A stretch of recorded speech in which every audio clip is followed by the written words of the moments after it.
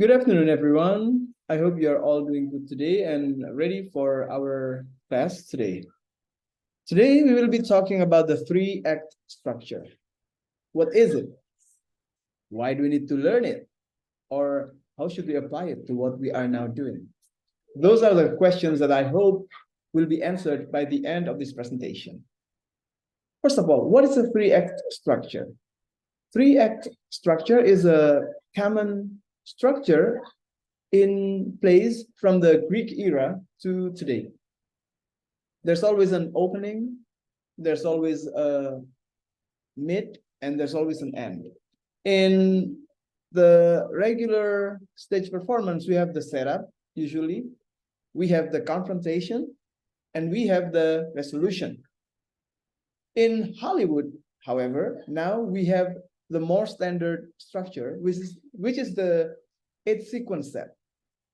Basically, 8-sequence set is the translation of the 3-act structure into a more detailed movements in a play.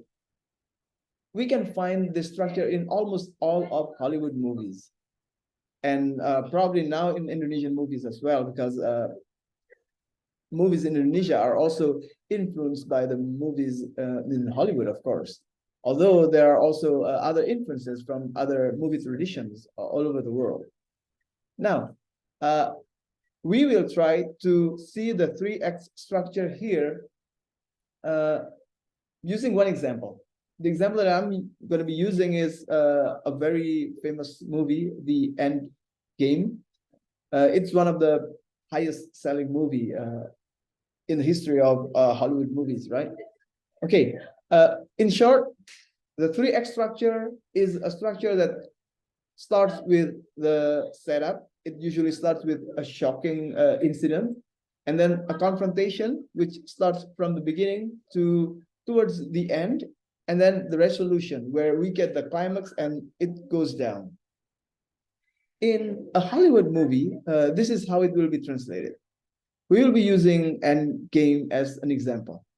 End Game starts with the snap, the world after the snap, which is kind of sad. Okay. Now, in the 3-act structure, it starts pretty high, actually. It's a high start. It's over here. Okay, I'm sorry you couldn't see that. Okay. Now, after the snap, which is leaving the world in a sad situation, the Avengers gather once again to decide to find a solution. And what is the solution? It's Miss Marvel. Miss Marvel comes with with fresh blood. She knows where to find people throughout the galaxy. So they find Thanos, they capture him. Unfortunately, it's too late. The stones are all destroyed. That's the second movement. It's somewhat slower, lower in position. It's not as positive as it is at the beginning of the movie. Now, after that, after this movement, now the world starts normal again. Here we have Scott Lang.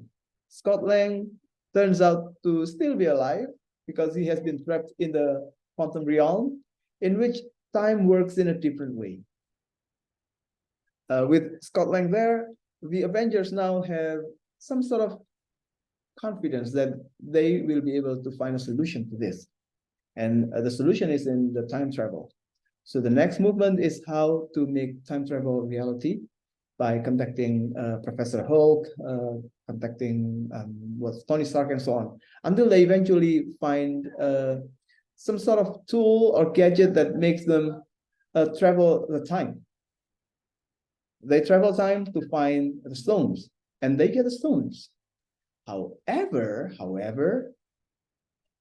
while they are trying to get the stone, Thanos from a previous era finds out about that and tries to go further and get the stones from them. What eventually happens is Thanos comes to the day, although the Avengers have managed to gather all the stones and do the snap again and return all people in the world. But this time, Thanos comes with stronger fleet, stronger force that overpowers the Avengers pretty much. So this is the lowest time in the movie. We think as viewers that the movie has reached its climax, its solution, but it turns out that it is leading towards a bigger problem. Now we are at the bottom, very bottom, until they realize that all of the Avengers are here.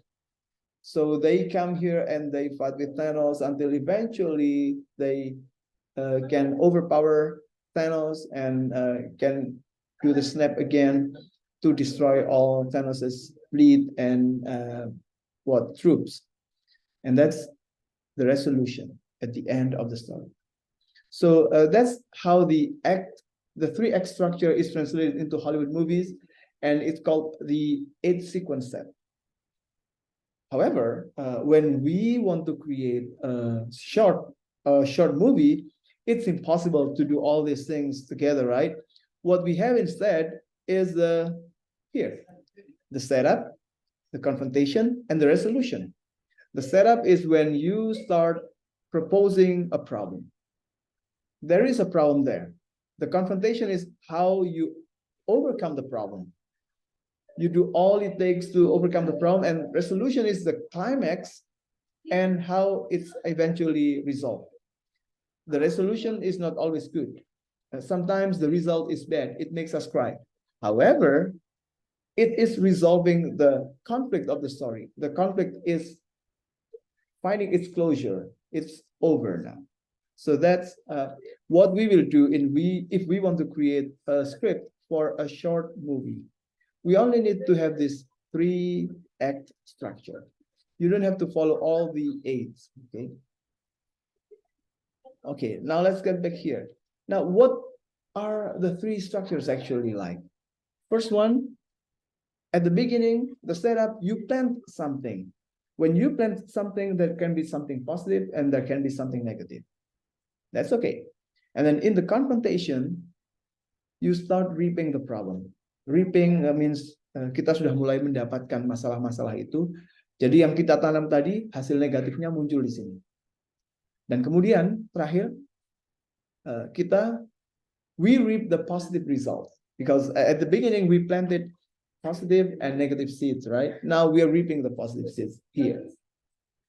I'm going to show you one short film, which is very good. And it demonstrates the 3-act structure in only 4 minutes. In the movie that I will be showing you, maybe you can see it over here at the corner here. I will give you the link. You can see how what is the name of a machinist in a train? Well, head of the train pretty much has to announce to the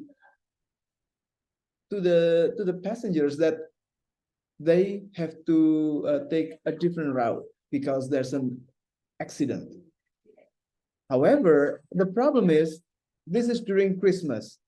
During Christmas here, they have to find a solution to make people who are stuck in the train do not feel so sad. So they start informing that you can come to the cafeteria where we will have a Christmas party. And that's the setup. The confrontation is when they start realizing that first, they don't have all of the materials to start a party. Second, they don't have the decorations for the party. Third, they don't even have the room, which is called the cafeteria in the train. So they have to do all these things. And at the very end, they start realizing that, will people come to the party? Or they are already sad and brokenhearted because of the diversion. And at the end, you will find the solution then.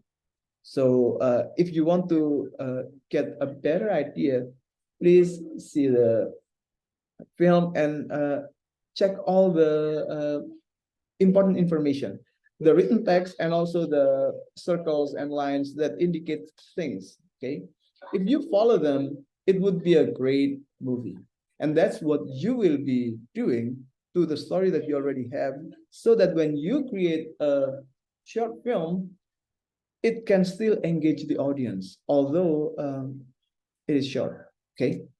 All right, I guess that's all, everyone. Thank you very much for listening to this video. I'll be looking forward. I'm looking forward to seeing the submissions on how you adapt the short story or the story that you have into a script for a short film. Have a wonderful day and have a nice break in the next couple of days. Bye.